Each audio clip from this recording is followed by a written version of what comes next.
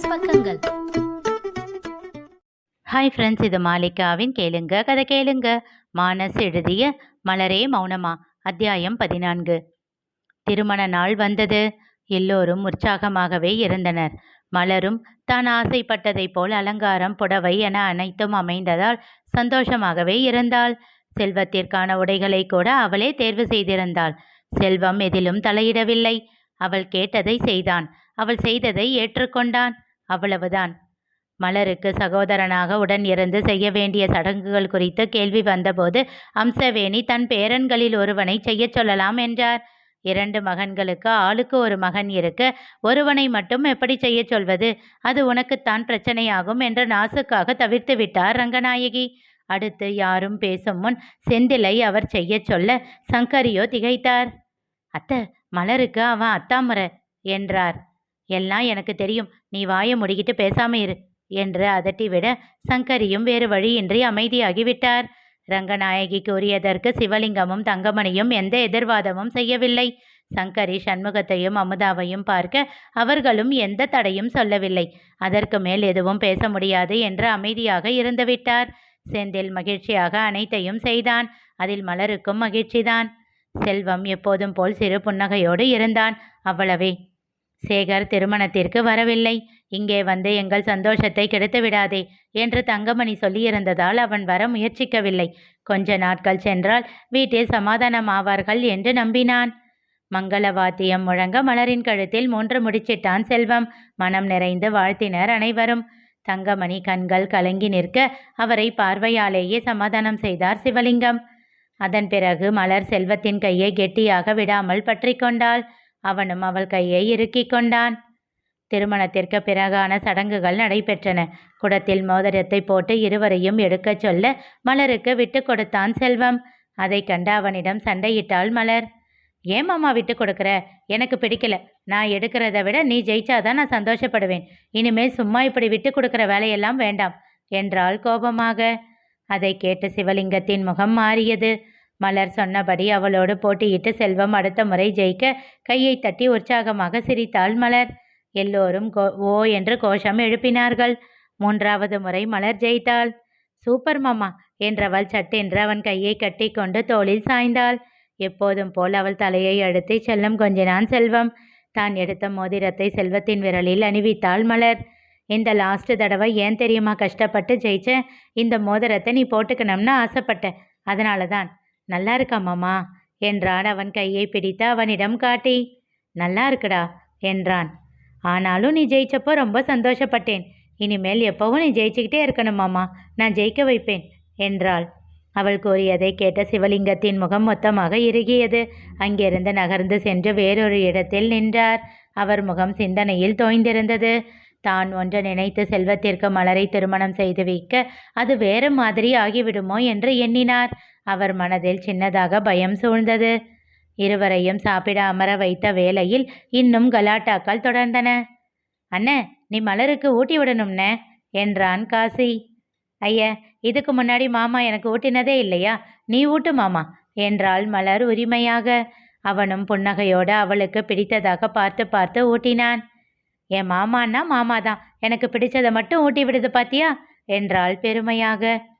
மலரு, நீயும் ஊட்டணுண்டி என்றனர் தோழிகள். அதுக்கென்ன, ஊட்டிட்டா போச்சு என்றவள் அவனுக்கு ஊட்டிவிட்டாள். மாமா, இனிமேல் நேரத்துக்கு சாப்பிடணும். முன்ன மாதிரி சாக்கையெல்லாம் சொல்லக்கூடாது, இல்லைனா நீ இருக்கிற இடத்துக்கு எடுத்துக்கிட்டு வந்து இப்படி ஊட்டி விட்டுடுவேன் என்றாள் அதட்டலாக. ஐயையோ, என்னென்ன ஓ நிலைமை இப்படி ஆகி போச்சு? இவகிட்ட மாட்டிக்கிட்டு முழிக்க போற. உனக்கு என்னோட ஆழ்ந்த அனுதாபங்கள் என்றான் காசி. அவனை தீயாக முறைத்தாள் மலர். காசி என்ன, இனிமேல் அவகிட்ட கிண்டல் எல்லாம் வச்சுக்காதீங்க, உங்களை அப்புறம் வேலையை விட்டே தூக்கிடுவா, பார்த்துக்கோங்க என்றாள் அவள் தோழி ஒருத்தி. அதானே, இனி நான் சொல்றத தான் என் மாமா கேட்கும் என்றாள் மலர். அப்படின்னா அண்ணன் உன்கிட்ட சொல்லிச்சா? மற்றவங்க பேச்ச கேட்டு ஆடுற ஆள் இல்லை எங்க அண்ணன், ரொம்ப பண்ணாத என்றான் செந்தில். அவனை கண்டு கிண்டலாக சிரித்தாள். எதுக்குடி இப்படி சிரிக்கிற? உன் தம்பியும் தங்கச்சியும் என்கிட்ட ஒரு பெட்டு கட்டுனாங்க, அதில் ஜெயிக்க போகிறேன் நான். அதுக்கு என்ன இப்போ? அவங்க உனக்கும் சேர்த்து பெட்டு வச்சுருக்காங்க, போய் அவங்க கிட்ட கேளு, அப்போ தெரியும் இனி உன் நிலைமை என்னன்னு என்று சொல்லி மீண்டும் கிண்டலாக சிரித்தாள். அட பைத்தியங்களா, என்ன பண்ணி தொலைச்சதுங்களோ தெரியலையே, புலம்பியபடி அவர்களை தேடிச் சென்றான் செந்தில். அவள் தோழிகளின் சிரிப்பு சத்தம் வேறு அவனை பின்தொடர்ந்து வந்து கடுப்பேற்றியது. அன்று இரவு சங்கரி தன் வீட்டிலேயே முதலிரவை ஏற்பாடு செய்திருந்தார். சிறியவர்கள் யாரும் அங்கே வரவில்லை. பெரியவர்கள் மட்டும் இருந்து அவர்களை ஆசீர்வாதம் செய்துவிட்டு கிளம்பிவிட்டார்கள். ரங்கநாயகி மலரை இழுத்து வைத்து அறிவுரையை அள்ளி தெளித்து கொண்டிருந்தார். ஐயோ பாட்டி, சும்மா இறேன், எனக்கு எல்லாம் தெரியும். அதுக்கில்லடி, இது வரைக்கும் செல்வத்துக்கிட்ட வேற மாதிரி பழகியிருப்ப. அவர் சொல்லி கொண்டிருக்கும் போதே அவர் வாயை தன் கை கொண்டு பொத்தினாள். தயவு செஞ்சு சும்மா இரு கிழவி, இப்போ இந்த பால் சொம்ப ரூமுக்கு எடுத்துக்கிட்டு போனோம், அவ்வளோதானே, நான் பார்த்துக்கிறேன் என்று விட்டு தன் அறைக்குள் சென்றாள். கட்டிலில் அலங்காரம் கண்ணை பறித்தது. அவளுக்கு உள்ளுக்குள் ஏதோ செய்ய விழிகளை சுழற்றி செல்வத்தை தேடினாள். அவள் அறையின் பால்கனி கதவு திறந்திருக்க தன் கையில் இருந்த சொம்பை டேபிளின் மேல் வைத்துவிட்டு பூனை நடை போட்டு பால்கனிக்கு சென்றாள். அங்கே இடுப்பு அளவிற்கு இருக்கும் கைப்பிடி தடுப்பில் தன் இரு கைகளையும் ஒன்றி வெளியில் வானத்தை வெறித்து கொண்டிருந்தான் செல்வம். அரவம் கேட்டு திரும்பி பார்த்தான். மலரை கண்டு புன்னகைத்தான். மாமா என்றாள். தன் ஒரு கையை மட்டும் அங்கிருந்து எடுத்து அவளை நோக்கி வா என்பதை போல் நீட்டினான். வேகமாக அவனிடம் ஓடி அவனுக்கும் அந்த மரப்பிடி தடுப்புக்கும் இடையில் நின்றாள். மீண்டும் அவன் கையை மரப்பிடியில் வைத்து கொள்ள இப்பொழுது அவன் கைச்சிறையில் இருப்பது போல் அந்த கைப்பிடி தடுப்புக்கும் அவனுக்கும் இடையில் நின்றிருந்தாள். அவன் மீண்டும் வெளியில் பார்க்க துவங்கிவிட இவள் அவன் முகத்தையே பார்த்து கொண்டு இருந்தாள். சிறிது நேரம் கழித்து மீண்டும் மாமா என்றாள். என்றபடி அவள் முகத்தை பார்க்க அவளோ பார்வையை மாற்றி அவன் சட்டையில் பதித்து கொண்டாள். அவன் சட்டையின் பட்டனை திருக ஆரம்பித்தாள். என்கிட்ட ஏதாவது சொல்லணுமா மலரு? என்று மேலும் கீழும் தலையசைத்தாள். என்கிட்ட என்ன தயக்கம்? முன்ன மாதிரி இருந்தா பட்டுன்னு பேசிடுவேன், இப்போ ஒரு மாதிரி கூச்சமா இருக்குமாமா சொல்லிவிட்டு அவன் முகத்தை நிமிர்ந்து பார்த்தாள். அவன் இதழில் சிறு குறும்பு புன்னகை இருந்ததாக அவளுக்கு தோன்றியது.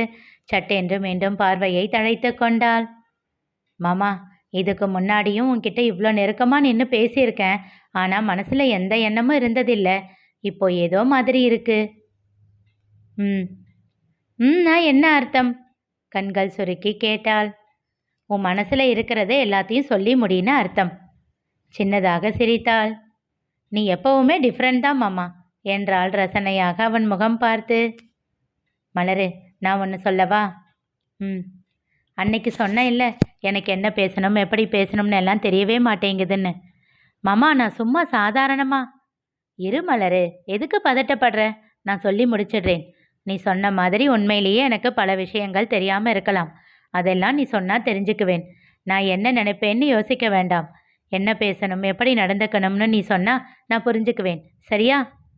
அப்படியெல்லாம் எதுவும் இல்லை மாமா, நீயா இரு. இல்லடி, உனக்குன்னு எதிர்பார்ப்புகள் இருக்கும் இல்லை? அதுக்காகத்தான் சொன்னேன். நான் உன் அத்தை பொண்ணா இருந்தப்பவே என்னை அப்படி பார்த்துக்குவேன், இப்போ கேட்கவும் வேணுமா? அதெல்லாம் எனக்கு எந்த கவலையும் இல்லை மாமா. எனக்கு என்ன வேணுமோ எப்பவும் போல் உன்கிட்ட உரிமையாக கேட்பேன். சரியா? இப்போ உன்கிட்ட ஒன்று கேட்கவா? கேளு. அந்த திண்டிவனம் பொண்ணை விட நான் அழகுதானே மாமா? கண்கள் படபடக்க அவள் கேட்டாள். அவள் கன்னங்களை தன் கைகளுக்குள் அடக்கி நெற்றி முட்டி கூறினான். நீ என் மலர்குட்டிடி, உன்னை எதுக்காக நான் மற்றவங்க கூட கம்பேர் பண்ணணும்? அவள் முகம் சந்தோஷத்தில் மலர்ந்தது. அதை கண்டு அவன் இதழ் அகலமாக விரிந்தது. அதனையே பார்த்து கொண்டிருந்தாள் மலர். என்ன அப்படி பார்க்குற? மாமா, செந்தில் எப்பவும் சொல்லுவான் நீ சிரிக்கும்போது அழகாக இருப்பன்னு. நான் இத்தனை நாள் அதை அதிகமாக கவனித்ததே இல்லை மாமா. இன்னைக்கு தான் அவன் சொன்னது கரெக்டுன்னு புரியுது. சொல்லும்போதே அவள் கன்னங்கள் கொஞ்சமாக சிவந்து விட்டன. மீண்டும் அவன் கைகளை கைப்பிடியில் வைத்து கொள்ள அவள் ஏமாற்றமாக உணர்ந்தாள். அவன் முகத்தை பார்க்க அவன் கேட்டான். உனக்கு என்ன பிடிச்சிருக்கா மலரு? அடுத்த நொடி யோசிக்காமல் கூறினாள். என் மாமாவுக்கு என்ன குறைச்சல்? அழகு மாமா நீ. எப்பவுமே உன் அமைதி, அடக்கமான கம்பீரம், உன் பொறுமை எல்லாமே பிடிக்கும். இப்போ அதையும் தாண்டி அதையெல்லாம் ரசிக்கணும்னு தோணுது சொல்லிவிட்டு மெல்ல அவன் கன்னம் வருடினாள். அவன் மீசையை சின்னதாக முறுக்கிவிட்டாள். சிறு புன்னகையோடு அவள் செயல்களை ரசித்து கொண்டிருந்தான் செல்வம். தன் கைகளை எடுத்து அவன் கழுத்தோடு கட்டி கொண்டாள். மாமா, உனக்கு ஒரே ஒரு முத்தம் வைக்கவா? மெல்லிய குரலில் தயக்கமாக கேட்டாள். அவள் கேட்டதும் யோசிக்காமல் சட்டென்று திரும்பி தன் கன்னத்தை காட்டினான். சந்தோஷமாக கண்கள் மூடி அவன் கன்னத்தில் தன் இதழை பதித்தாள். அவனும் கண்கள் மூடி அவள் தருவதை ரசித்து ஏற்றான். அடுத்த நொடி அவளை அப்படியே தூக்கி கொண்ட அறைக்குள் செல்ல அவன் கழுத்தை கட்டிக்கொண்ட நிலையிலேயே அவன் கன்னத்தில் குட்டி குட்டியாக முத்தங்கள் வைத்தாள். இனி நிகழப்போவது என்ன தெரிந்து கொள்ள தொடர்ந்து கேளுங்க. கதை கேளுங்க. மீண்டும் சந்திப்போம்.